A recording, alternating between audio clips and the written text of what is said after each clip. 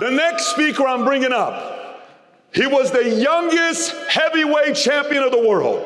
He was known as the most feared man on the planet. On top of that, he later on featured in a documentary that millions watched. Some call it a movie. That documentary was called Hangover. With that being said, give it up to the one, the only, Mike Tyson.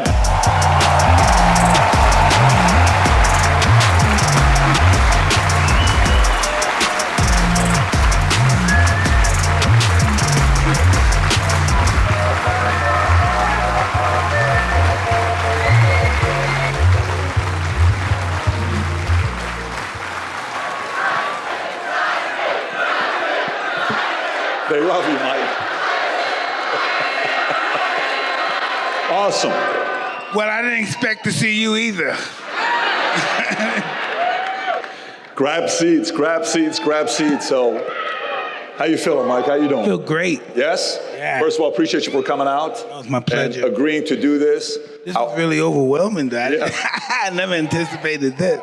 Well, they've been looking forward to seeing you for quite some time now. I think I want to start off with something, a bit of a more, technical question for you, maybe more of a serious question to start off the interview with.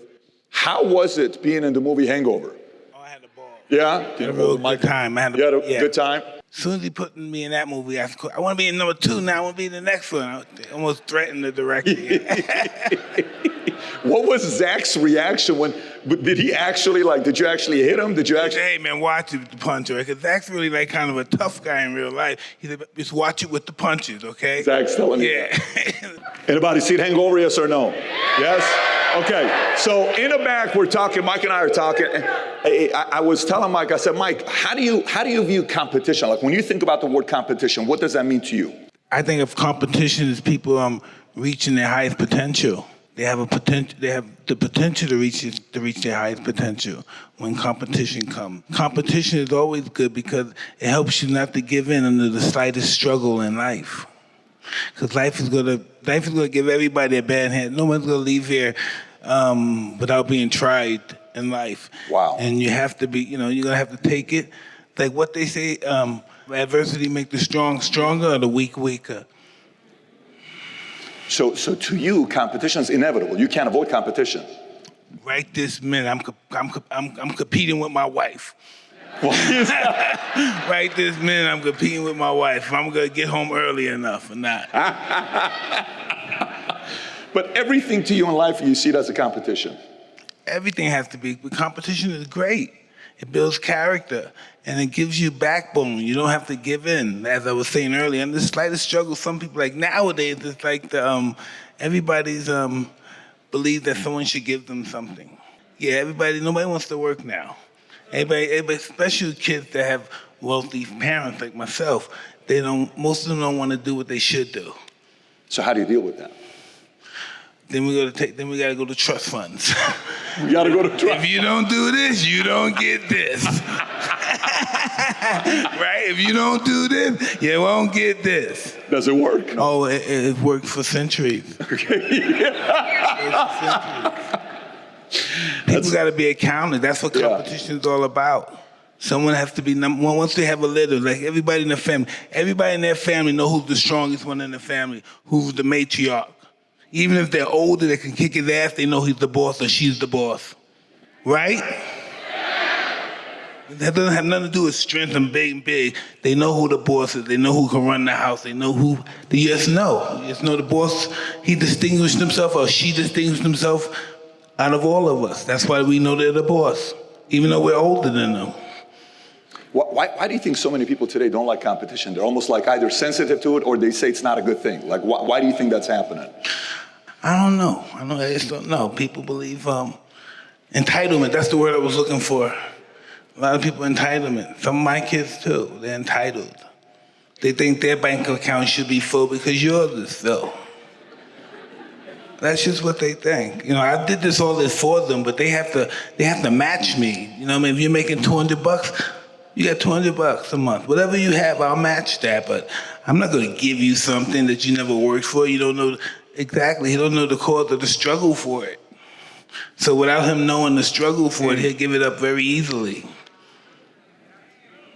When you're coming up in the streets of New York, when you're coming up, what Yeah. was it like? What was it like trying to make it out of the streets of New York and making your own money? How Well, much of a fight was it looked impossible. That wasn't gonna never happen. I never even dreamed about getting out of New York. I dreamed about living there, robbing and stealing and dying on the same block I was born on. Wow. Had no idea this was gonna happen. What changed? I went to a place called Sparford. It's like a correctional center. And we watched the movie The Greatest, like 78, 77, Yep. it was like 11, 12. And they turned on the lights and Muhammad Ali came in. And for some strange reason, I said, I want to be like him. As soon as I left there, I went to another place. And it was a guy that was an ex-boxer, and he taught me how to box. And that's why I'm here with you. So before that, were you a street fighter? Like, were you a brawler? All the time. All the time? For money, yes. What does that mean, all the time for money? I must have had like 3 fights, 4 fights a day. For money? Money, I was robbing somebody. So walk us through it, like your day was a lot. Walk us through it. Like, are you talking like Kimbo Slice, like they're fighting in the streets, or just Yeah. Oh, so before there was a Kimbo, you were fighting in the streets? No, everyone did that. Everyone did what Kimbo did. That's what everyone did. But they did it numerous times. You did it in this neighborhood, you did it in that neighborhood, you did it in that neighborhood. Every neighborhood you went to, you did it. So you already had a reputation built in the street? Yes. And were you a knockout artist way before? Yes.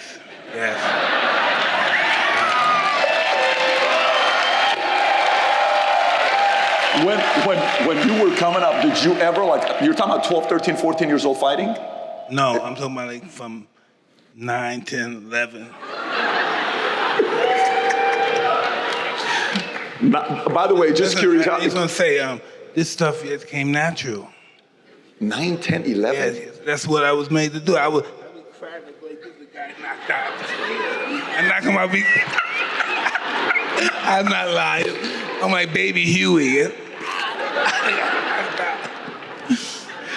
So you didn't know your own strength? No, not at all. When did you realize, like, you are stronger than the average human being? All of the tough guys and the criminal guys wanted to hang out with me then. They put me in their gang. Now I can be in their gang. And they always say, get him, snatch that watch, snatch his watch, snatch his purse, snatch this, snatch that. And that's what our crew was about. Did you ever fight somebody that you were like, that they got you? Was there ever a kid that got you or no? Absolutely. In order to be good, you have to lose it and understand loss. Because loss is life. Was there anyone you fought in the streets that beat you that later on became a professional boxer or no? No way. Okay. Some of them became drug dealers. Some of them became Gotcha. hired killers. In my neighborhood, these guys don't get the opportunity to get these blue-collar jobs and stuff. When you were coming up at 9, 10, 11, did you have a nickname? Like, Dirty Ike. Dirty Ike? Yeah. Why Dirty Ike? Because even though I had nice clothes, they were always dirty. Is that why? Yeah, because I had no idea about hygiene. I'm 9 years old, and let's say if I'm 9 years old and I got $5,500 on me, I don't know nothing about hygiene. I know about the clothes and stuff because I see my friend and they taught me that. But I go in my pigeon coop and I got shit on the clothes and everything. I had no idea about hygiene. I just know the representation of clothes were good. I didn't know how to clean them. So let me go back. You just kind of said it very subtle. Any one of you guys ever at 9 years old had $5,500 in your pocket? Like, you said, yeah, I'm 9 years old. No, you said you had $5,500. Because we rob people's houses, and in people's houses you get everything. We had guns. No, listen. No. You have to hear this. Since everybody's here, you want to talk. You can't believe we're robbing these houses. We got guns. We only 10, 11 years old. We got automatic guns. We got 45. Man, it's just crazy. You going in these people. I never knew that. I thought everybody's house looked like mine, shitty with roaches and all that. Going in, wow. Like, wow. Like, wow. 9 years old, 9, 10, 11. 9, 10, 11. So now go 11, 12, 13. What happens next? So Get arrested. And I see Muhammad Ali. He comes and visits the institution that I'm in. And I saw him and I got turned out. I don't know how it happened. The spirit hit me. Boom, I want to be like him. You said you're in jail and Ali shows up? I'm 12 years old and Ali comes there and they showed the movie The Greatest first, so this is 77. And after the movie's over, the lights come up and Ali comes in. And I see him, I said, wow, I want to be just like him. And then I get transferred from the place that I saw Muhammad Ali to this other facility, for real bad kids. And I met a gentleman there that was a boxer, and he used to teach me how to box. And one day I broke his nose, right? And he got mad. I didn't know he was mad, but he's mad that his wife didn't want him to box me no more, and that's why he was mad. So he took me to a great trainer named Customato, and that's why I'm here. When you saw Ali, did you speak with him? Was it like No, I just saw him. Boom. Wow, what a I story. said, I want to be like him. Unfreaking believable Yeah. story. So your inspiration happened at 12 years old. Yeah. Then you meet Cus. Yes. How is Cus treating you? What happened for you to be Yes, loyal? What was his way of leading you? Yes, degree of just peeling all that dirt and stuff, that insecurity, and developing into character. And that's why I had a wonderful time with him, because everything about his life was about me. And so I never had a father, but I know what it's like to want to make a father happy. And so I wanted to be champion to make him happy. You said peeling. So that process, a lot of us have to go through. Listen, How did he do it? Because when I first came there, I wanted to rob the place. That's my life. That's what I'm about. So when I first came in, this is a mansion, this old Victorian mansion. I said, wow. I said, what can be in their drawers? That's just how my mind thinks. Even now, I have millions, but my mind still thinks that way. But and I didn't know, because he at that time I didn't have any self-esteem, any character, and he would always say, look in the mirror, look how handsome you are. So I thought he was a homosexual. I thought he was hitting on me or something. But I don't know, he was just building my character, allowing me to love myself. And we just had a great relationship for 7 years.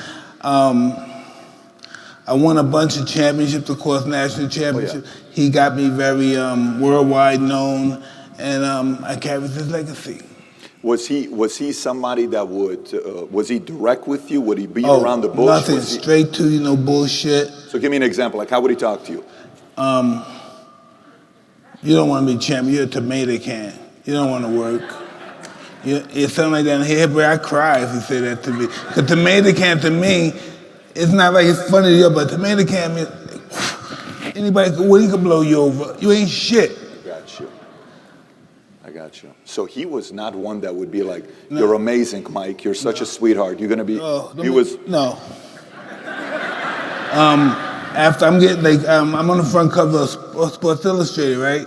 After I'm talking to us, I'm getting friendly with the reporters and everything, and the girls at my makeup, like I'm somebody. And then he said, take the broom and mop and clean the gym. He told you that? Yeah. All the lights on me, like you're in here. Everybody see me. I'm all cocky and stuff. I'm on the front cover of Sports Illustrated. Don't forget the broom and mop, Mike. Everything's humility. Wow. I mean, I've experienced that person with a lot of people in the company. Yeah, I mean, that's amazing. Make some noise, guys. So, in your opinion, those who make it at the level that you made it, I mean, the level that you make it, there's 7 billion people in the world, you're number one. So it's not like you're 1 in 100, you're 1 in 1,000. It's 1 in 7 billion when you made it as a boxer at that level. Do you notice a common trend? Like right now, I think it was Mackey put up a quote from Michael Jordan. Michael Jordan said, my biggest strength was, I'm coachable.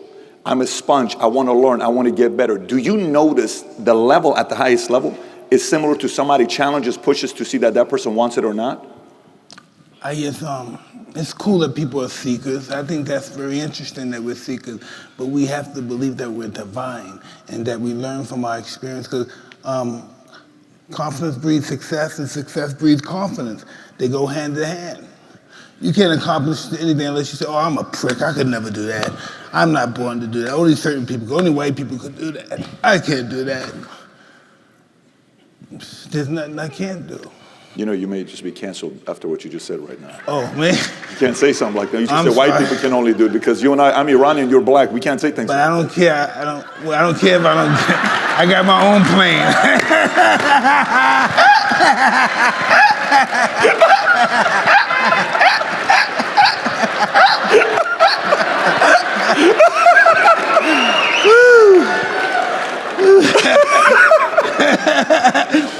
I don't care if he get me. I don't care if he don't let me on his plane or his boat.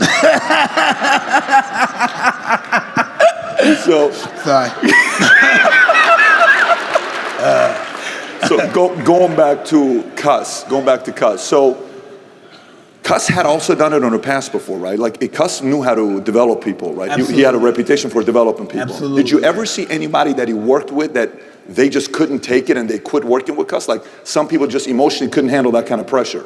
No, Cuss knows when to put the gas on and when to put the brakes on. You know, that's what a teacher does. He's a teacher. We all teach everyone. All of us teach everyone. We're all teachers and students. This world is one big school, and we're the students of this world. So he knew timing, and he knew when to motivate and when not to motivate. Absolutely. Okay. He knows the mind is always hungry. And the mind wants to do good, but we get so many negative thoughts in our mind, it's almost overwhelming to be positive. So Mike, you have to know this is so important because you're like an encyclopedia in this area because you work with the best and you became the best. So I'm trying to extract as much information from you as possible in this. So would you say for him, when you were cocky, he humbled you. When you were down, he built you up. Would you say it was like a timing thing with him? No, it was no game. You know, there's so much power in humbleness. You know, when I'm promoting the fight, I say outrageous things and stuff, but I know the power of humbleness now. How did you learn that? I have to lose everything. Got it. Well, now you got a lot of it back, by the way. You got some. I mean, you know, you don't want people to know you got money it means because nothing.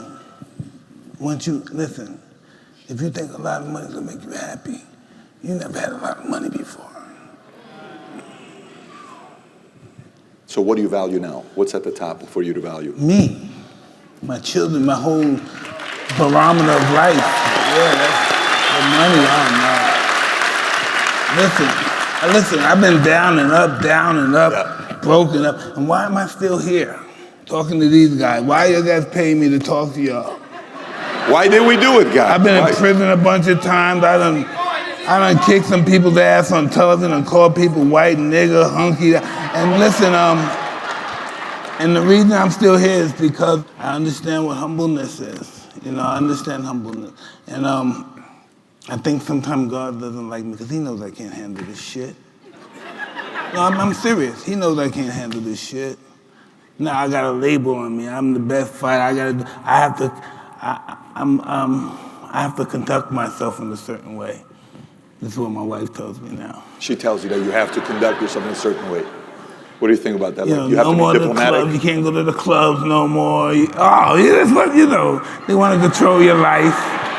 They want to control your life. How do you handle that? Like you can't go to the club. I mean, that's just too many restrictions. I don't go to the club. You don't go to the club. Is it weighing it out, saying clubs, wife, what's more important? No, it's just, I can go to the club. I just don't want to come back and see you after I went to the club.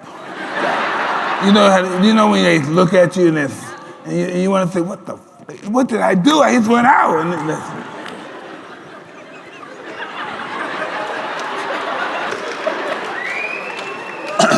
Listen, my wife don't think I know. She put a tracker on my new. She got me a new truck and has a tracker on it. Right hand on lock. My right hand. My wife. Do you know that or you don't know that? Oh, I know now.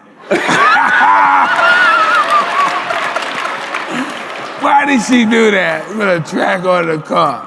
So what do? Are you strategic? You go park it somewhere, call an Uber, and go to the club, or? No, I only drive it when she's in it.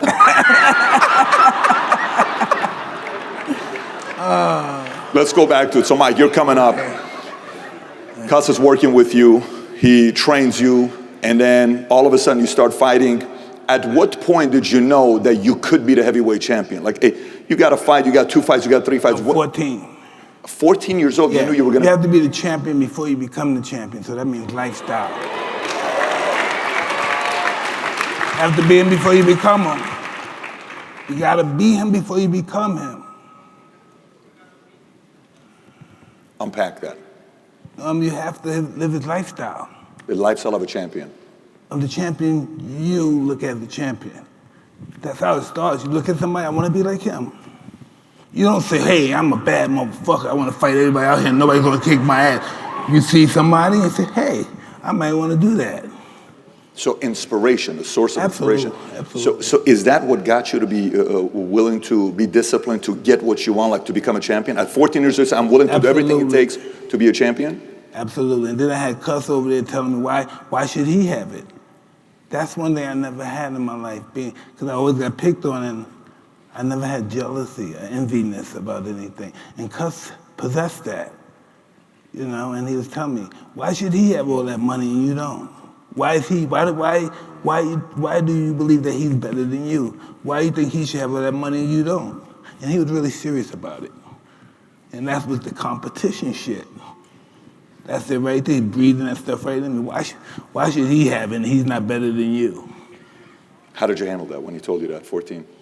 Would it piss you off? Were you like, I'm gonna go train to whoop his ass, and I'm gonna get there one day? What was your response to it? He said one day, oh God, I can't tell you, this guy knew how to really get in my head. He said, man, you're fighting good, but I wish you were bigger. He said, I wish you were like Kenny Norton, another guy, Mike Weaver, because they had big bodies and they could intimidate somebody. And that hurt my feelings. I said, I make sure the whole world's gonna be afraid of me. He laughed, but that's what I said. So he knew how to poke you. Oh yeah. Did it piss you off, or you're like, I'm gonna prove you wrong type of a thing? I better not act like I'm upset and mad at him. Yes, sir. I'll do better. Why? If you did, what would happen? You just don't talk to me. You know without him telling you, don't talk to him like that's your teacher. Are you worried that he may take time and spend time with somebody else instead of you, or is it just kind of like, I respect the teacher, I'm gonna listen to him? I want him to be satisfied with my work. I want him to say, you look beautiful today. Like he said when he first said it to me and I thought he was a weirdo, I want him to say it again. I want him to say, now I don't know he's a weirdo. Now I know he's not a weirdo. I want him to say he loves me again.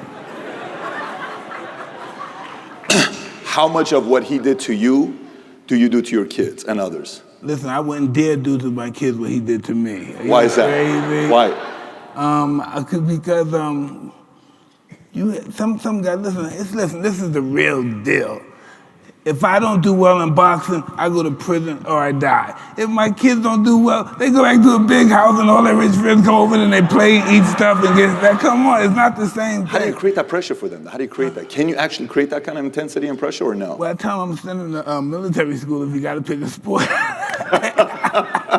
So you're going to send them to military school? Never. These kids don't want to get tough enough. They might have a heart attack nowadays. How do you do that, though? How do you actually do that? Is it even possible in your mind to pass down that toughness to someone else? Well, listen, you can always be tough, but even though I don't care how much money you got, some guy money got, how successful you are, and you may not like him and he did wrong thing, you're never better than your father. Why is that? That's just the way God made it. It's just the way, I don't care how much money I have, my father would kick my ass. My father would kill me. We're not our fathers. We're not. Go a little deeper with that. That's a pretty deep comment. No, it's just that my father's a real serious guy. I would never want to have an altercation with him. This is who's your father? You're talking about Cuss? No, my biological Okay, father. I got you. Yeah. Wow. So to you, even as champion of the world, I have people on my body. He's got a crew. I'm still a little area of him. He was just that kind of guy. He's killed people. He's done bad stuff. He was just that kind of guy. So your dad was feared by others. He was an interesting guy. He's a preacher. He's a preacher. Okay. He's a preacher now. Yeah. No, he's always been in the church. He's born in the church, raised in the church. Preacher, deacon, preacher. Yeah, listen, mean motherfucker.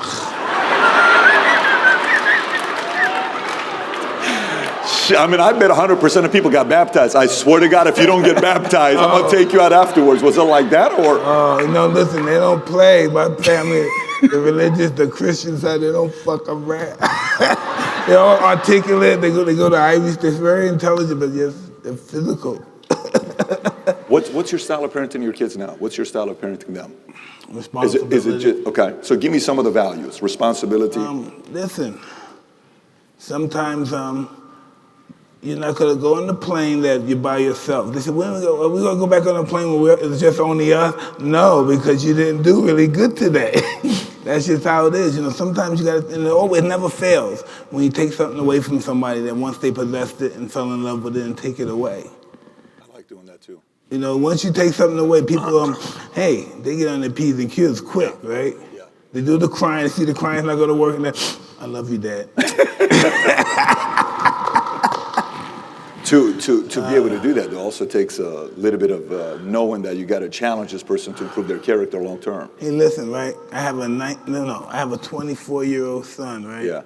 And every now and then I see him, he tries to wrestle with me. He's bigger than me, but he wrestles with me. And I tell him, like, get your fucking hands off me. I know what's in his mind. I don't let him play with me like that. Are you joking with him or no, you're dead serious? Oh, you're dead serious? I mean, I'm sure if somebody was your son telling you, get your hands off me, they gotta listen to you. Well, listen. Listen.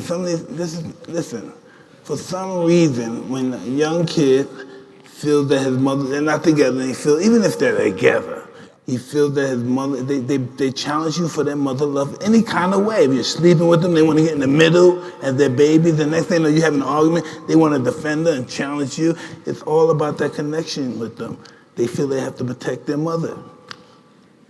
And that's what you can't be mad at that, so you gotta go, you gotta pick your battles, that's all. That's what I'm saying. So, I learned to do that. I never knew how to do that. I learned how to bend. What I've learned so far is rule number one, avoid the clubs. That's number one, right? Well, avoid nightclubs. I don't think that's her rule. That's her rule. That's not your rule. Responsibility. Take things away when you give it to them. Well, I was just saying, my relationship, my house, I can't do anything. You? Yeah. As far as, nightlife.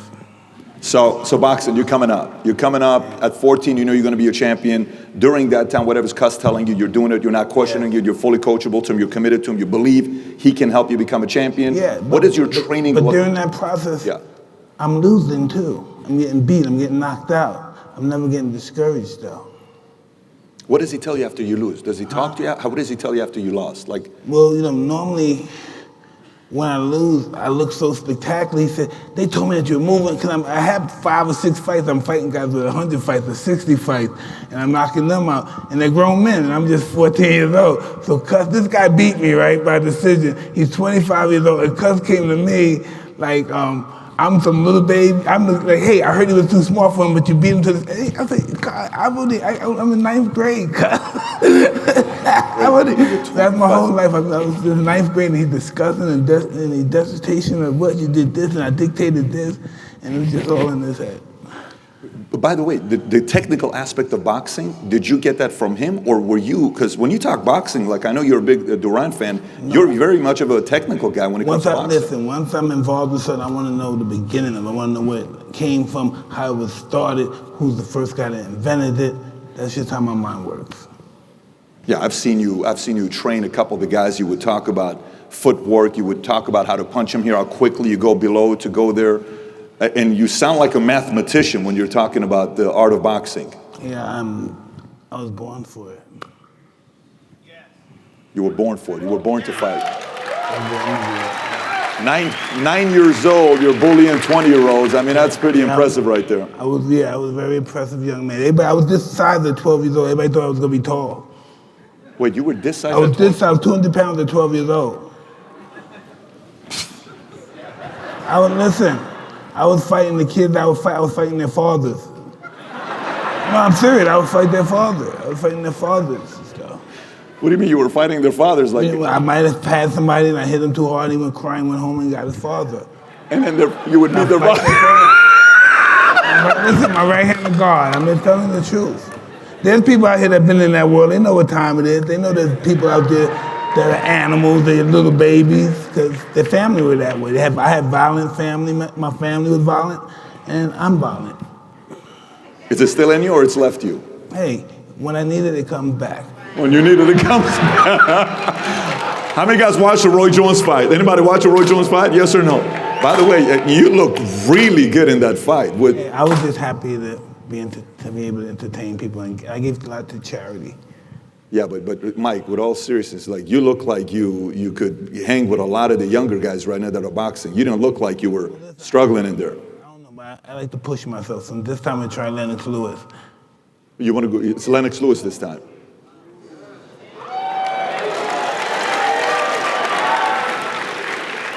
And then if this go well, I'm gonna push myself deeper. Who?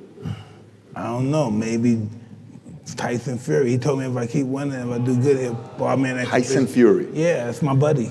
No, I know you guys are buddies. I've seen he's been on your podcast. You guys have done stuff together. But you'd fight Tyson Fury? Hey, I'll fight a lion if the price is right. Shit, the price is right. But I fight him, give me a break. Would you literally fight a lion if the price is right? Yeah. You'd get in a ring with a lion. Absolutely. Cage match with a lion. I'm just, hey, listen, I just can't help it. I'm a glory freak. I think, yeah. You would fight a lion? Anything. You know, I raised lions. No, of course we know that. We watch Hangover. Yeah, the documentary. all real actuality. I had 5 lions, around 11 tigers before. You had a white one. Was there Couple of white ones. Couple of white ones, yeah. What is it with you with lions, tigers, and pigeons? Listen. So listen, I'm in prison. I'm talking to my mechanic.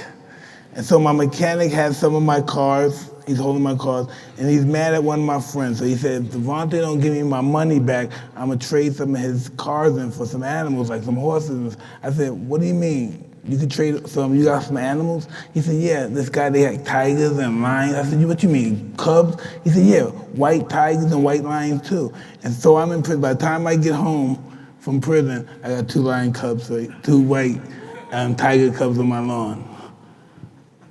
How was that? Like, how big did they get with you? Well, they got to be 400 pounds. I mean, I've seen you walk around when you were young. I sleep with them. You sleep with lions? Yeah, tigers. Tigers. Yeah. You prefer tigers over lions? No, I prefer lions over tigers. I prefer lions over Lions tigers. over tigers. So they sleep in your bed? Yeah. Only one at a time, because 2 of them that fight. That kind of sounds strange what you just said right there. You know, No, I don't know if you know or not. You're in Vegas. When you say yeah. things like that, it's...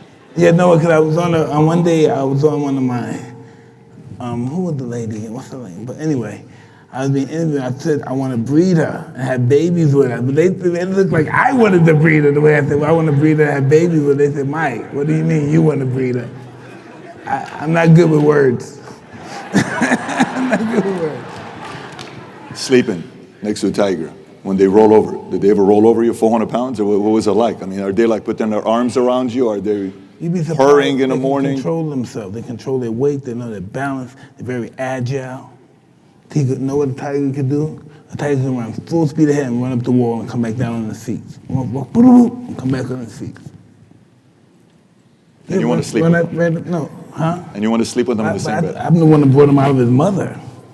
Yeah, I want to sleep with him. Got it. And the relationship with the pigeons, I'm curious with the pigeon story. That's just something I've been doing all my life. Your entire life. I can't explain that to you. Is that a New York thing? Is that a mob thing? Did you get close to the mob? Because mob always had pigeons. Like, were you connected to the gangsters a little bit? Listen, that's interesting. Most gangs, that's a gangster thing. Because when I went to Moscow and I was asking people, do you know the biggest pigeon fancier? And it was all the mob guys. These guys had, the pigeon coops are the biggest this, like houses. And they had acres, the property as far as your eyes can see. And I'm saying these are not normal people. It just wasn't. So yeah, you're right. They do a lot of lots of pigeons. Have pigeons. Yeah, I don't know what. Maybe it's a messenger. It's like maybe it's back in the days. It was their way of sending emails. Christ. Who's the guy? It was Noah. Noah with the ark. He had pigeons too. 2 of them. Yeah, remember he let them out and he got the sea. Yeah, he had pigeons too. Pigeons too.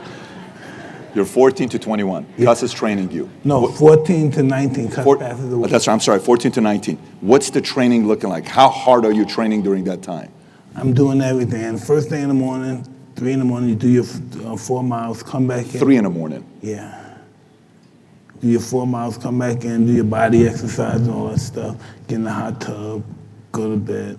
I might watch some fight films. I watch a lot of fight films. That's why I'm very acute with most of the fights. Oh, yeah. So after that, I go downstairs, eat breakfast, go to the school, come back from school, eat my food, dinner, go back to the gym at 6 o'clock, train, come back at 8 o'clock, watch fights, start all over again.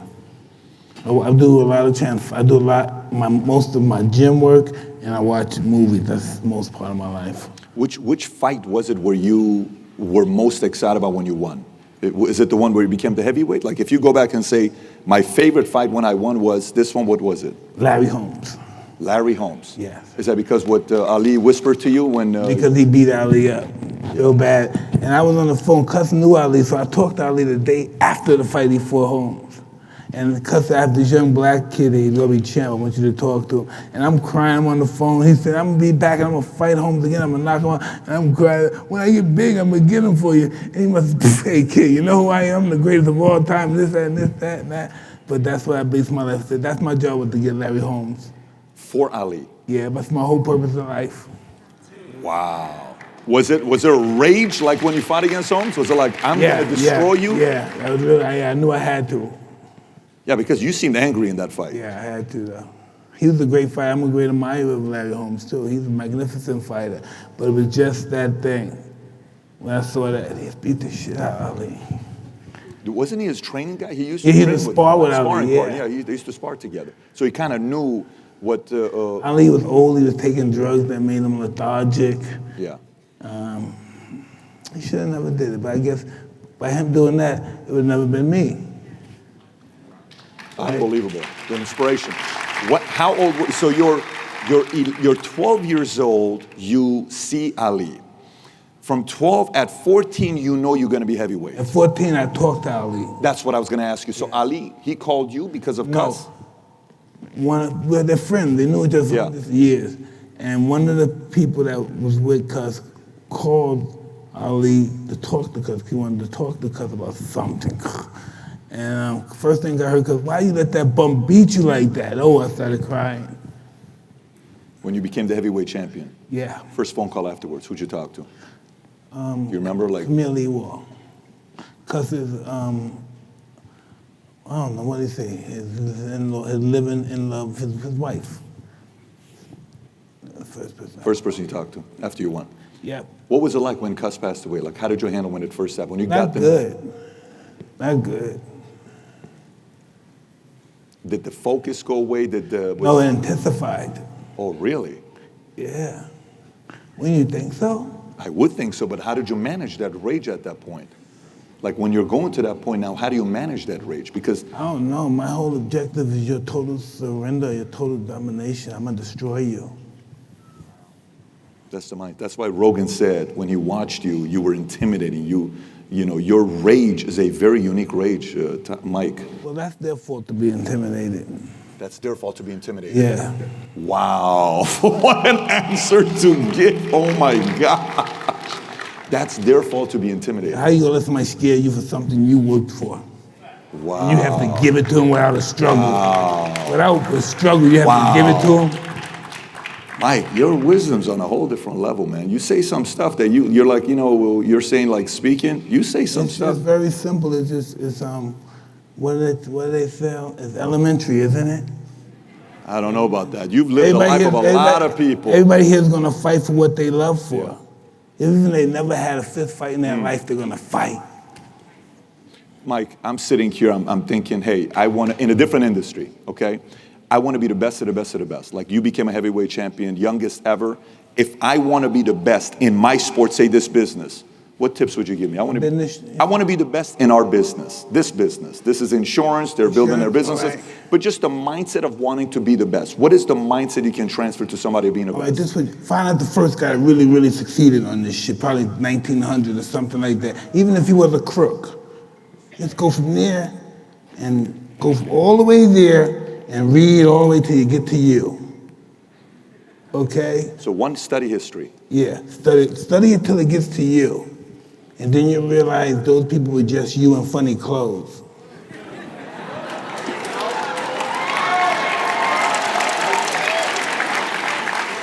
Okay, so one, fantastic. I got to go study history. Everybody that came before me, what else do I do?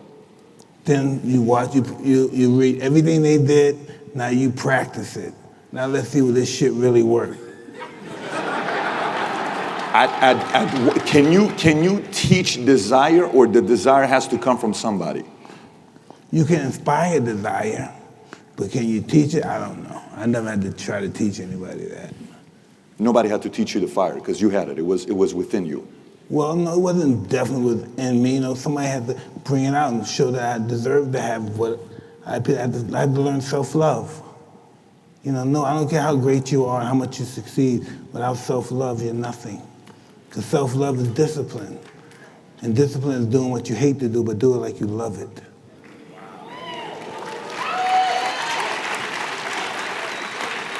You know, why? Isn't it? No, I agree with you, Mike. I totally agree with you. You've recreated yourself many times. You've reinvented yourself many times. What's the byproduct of that? I know. Who you believe that shit? You hear it so much, you really believe that. You don't think you reinvented yourself? You don't think you've reinvented yourself? No, I think all the people that wanted me to be down is dead now. All the people that wanted you to be executives, certain people, Yeah. tax people. This lady kept calling me, Mike, you don't got anything to give us? And it's the tax lady, you wouldn't let me cut my back, and then they died, and next thing you know, I didn't have to pay taxes no more. So this lady was just busting my balls. I'm serious. Because eventually, right, in taxes, you don't pay a certain amount of time, like 10 years, so I don't pay. You don't have no money, okay, Mike, we'll cut this off. Can you pay us now? I said, not yet. So when it's down to like, what, 3 million, 2 million, I might be able to pay you now. You know, if anybody had tax problems, you know, they take it off, they take a little off here, here. You just got to be patient. Oh, you know, it came from 60 to like 3. Half the room's not gonna pay taxes for 3 years. They're gonna be like, I'm gonna wait. I was surprised they didn't take my house or I was waiting for them to take stuff and they didn't take any. I was fuck. Mike, a lot of people have come in when they see somebody winning. You know, Charles Aznavour, I don't know if you know him. He's an Armenian singer. I saw him perform at 90 years old. He said, when I was making money and coming up, he says, I was married 5 times and I saw a lot of people that acted like they wanted the best for me, but it was very hard to realize at the end of the day, there was really only 5 people I can trust the most because everybody wanted to kind of take stuff from me. How do you differentiate the difference, you know, between flattery and compliment? Mike, you're so amazing. Mike, you're this. What's flattery? What's a compliment to you? You have to know who you are first. Okay. Now, first, if you know who you are, it depends if you want to be flattered. You know, it's up to you. You know, everybody knows, you know who you are. I know who I am. People say the grades all the time, you're this, you're that. Whatever they say, I know who I am, you know? And that's who I am. I flatter a lot of people. Yeah, I can't say that. Yeah, I do flatter a lot of people. You flatter a lot of people? Yeah. Do you let people? So many great people, you have to. Sure. But flattery, you know, compliment flattery, and I guess the angle I'm taking with this is, what did you look at people to let them into you? Meaning, you know, I like this guy, I trust him, I'm gonna let him in. What was your formula to let people in? Because the bigger you get, you can't let too many people in, right? So how do you process who you let in? Who do you keep out? Right, by knowing who to keep out. I don't know, who do you keep out? I'm asking you. I'm a strong believer that everybody you fight is not your enemy, and everybody that helps you is your friend, you know?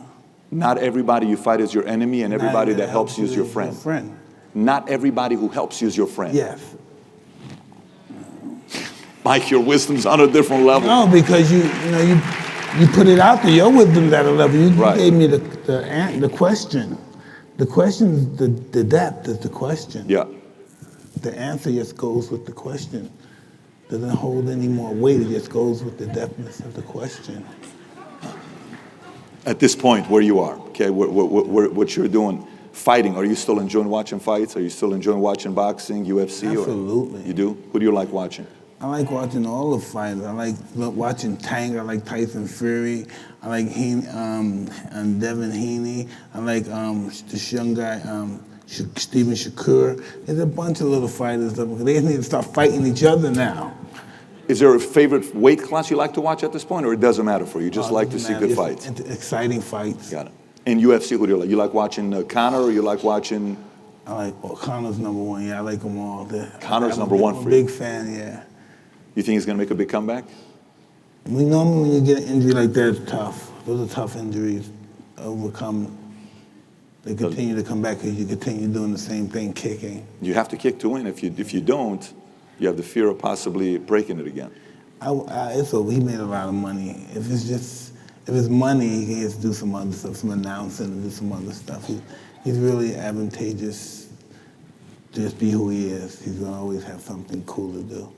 He's always going to have something cool to do. Yeah. I saw him the other day post a picture of a nice Lambo yacht he bought. I don't know if you saw that or not. Well, I don't know if that means he's rich. That means it shows that he's spending a lot of money. He's spending a lot of money. Any advice for someone who's starting, because some of our guys are starting to make a lot of money, millions of dollars, but you know, they got kids, they got families. What advice would you give to somebody that starts making a lot of money? Money they've never made before. There's always some trust funds, and trust fund organization. From what I learned from all of the robber barons, say the turn of the century, 150 years ago, Rockefeller, Rothschild, and before then, like in say 1850, there might have been 500 of the families. 1900 may have been 2,000 or whatever percentage families. But now you see that the names, they're still out there, but the names are 5%. You don't see too many of those old guys. You may say Rockefeller, Rothschild, but you don't see those. Now it's all about there's some Silicon City money.